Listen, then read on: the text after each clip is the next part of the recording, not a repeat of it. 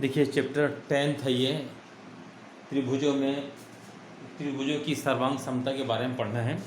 तो सबसे पहले यहाँ देखते हैं कि पहला परिभाषा दिया, आकृतियों की सर्वांग समता कैसे थी। जैसे दो आकृतियाँ सेम है, बिल्कुल एक जैसे ये बना हुआ है, दोनों आकृति इसके ऊपर इसको ला कर रख दो तो पूरी की पूरी हट जाएगी, तो ये आकृति कहलाएगी सर्वांग सम।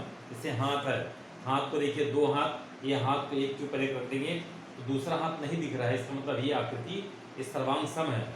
तो सर्वांग सम होने सभी अवयव बराबर, जैसे ये एंगल इसके बराबर हो जाएगा, ये कोण इसके बराबर, ये कोण सम, और इसकी भुजाएं भी सब बराबर हो जाएगी, तो ये कहा जाएगा कि ये आकृति सर्वांग सम हो गई।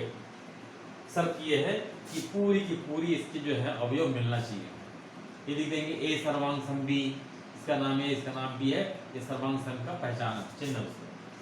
दूसरा बोला दो रेखाखंडों की सर्वांग समता। दो रेखाखंड अगर समान लंबाई के हैं, देखो रेखाखंड की मोटाई नहीं होती है, रेखा की मोटाई नहीं होती, रेखा की लंबाई होती है। जैसे ए बी जितनी बड़ी है उतनी बड़ी सी डी है, तो ये सर्वांग सम आकृति हो जाएगी। तो इसको लिखेंगे कि ए बी रेखाखंड सर्वांग सम सी डी है। ये आपको बताया जाए कि दो रेखाखंड समान आकृति के हैं तो सर्वांग सम हो जाएगी। या बोले कि दो आकृतियां सर्वांग सम है रेखा, तो आप कहेंगे उसकी लंबाई समान है, ये लंबाई के ऊपर रहता है। दो कोणों की सर्वांग समता, दोनों कोण का मान अगर समान है तो ये सर्वांग सम कोण कहलाएगा। तो लिखेंगे इसको, ये ए बी सी कोण है और ये पी क्यू आर, दोनों समान, जैसे ये भी 30 है ये भी 30 है तो सर्वांग सम हो जाएगा। तो लिखेंगे ऐसा कि कोण ए बी सी सर्वांग सम कोण पी क्यू आर। तो आप इसमें दो अर्थ निकलता है, अगर दोनों कोण समान है तो वो सर्वांग सम हो जाएंगी, या फिर कोण सर्वांग सम है तो आप कहेंगे दोनों कोणों का जो माप है वो समान होगा। इस तरह से सर्वांग सम कोणों के बारे में आपको समझा दिया गया।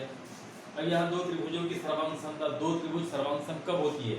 जैसे त्रिभुज पी ए बी सी, दूसरा पी क्यू आर है, इसका सर्वांग सम होने के लिए इसके संगत कोण, जैसे ए कोण जितना ही उतना ही कोण पी होना चाहिए, संगत कोण जितना बी हो उतना क्यू होना चाहिए, और जितना सी उतना आर।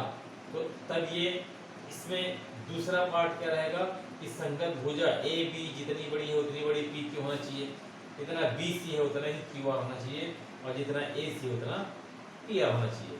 ये दो कंडीशन जब होगी कि त्रिभुज सर्वांग सम हो जाएगी। तो त्रिभुज ए बी सी सर्वांग सम त्रिभुज पी क्यू आर। और अगर आपको बताया गया कि दोनों त्रिभुज सर्वांग सम है तो आप इसको कह सकते हैं कि इसके सभी अवयव आपस में बराबर है, संगत कोण बराबर है, संगत भुजाएं बराबर है। ये त्रिभुज की सर्वांग समता के बारे में ये गुण है इतने। अब चलिए पांचवें में त्रिभुजों के इससे सर्वांग सम संबंध, जैसे दो या तीन त्रिभुज हैं, जैसे ये दिया है, एक त्रिभुज खुद अपने आप में सर्वांग सम होता है, जैसे ये त्रिभुज ए बी सी है, इसी से ये सर्वांग सम होगा, तो स्वतुल्य कहलाता है गुण, यानी हर त्रिभुज खुद अपने आप में सर्वांग सम होता है। दूसरा, यदि त्रिभुज ए बी सी सर्वांग सम है पी क्यू आर, तो हम बोलेंगे पी क्यू आर त्रिभुज भी सर्वांग सम होगा ए बी सी, इसको बोलेंगे सममित गुण। भाई ये आपस में सर्वांग सम है तो पलट दो, ये भी इसके सर्वांग सम है, ये गुण हो जाए इसमें। तीसरे नंबर पे अगर मान लीजिए एक त्रिभुज है ए बी सी, ये पी क्यू आर के सर्वांग सम है, और एक त्रिभुज पी क्यू आर सर्वांग सम है डी ई एफ के, तो हम ये कह सकते हैं कि ये भी आपस में सर्वांग सम जाएंगे। कौन? ए बी सी सर्वांग सम डी ई एफ। जब ये आपस में सर्वांग सम है, ए और बी सी आपस में पी क्यू आर से हैं, पी क्यू आर जो सर्वांग सम है डी ई एफ त्रिभुज से, तो ए बी सी त्रिभुज भी सर्वांग सम हो जाएगी डी ई एफ से। ये इतने इसके भी गुण हैं, आपको बताए गए हैं।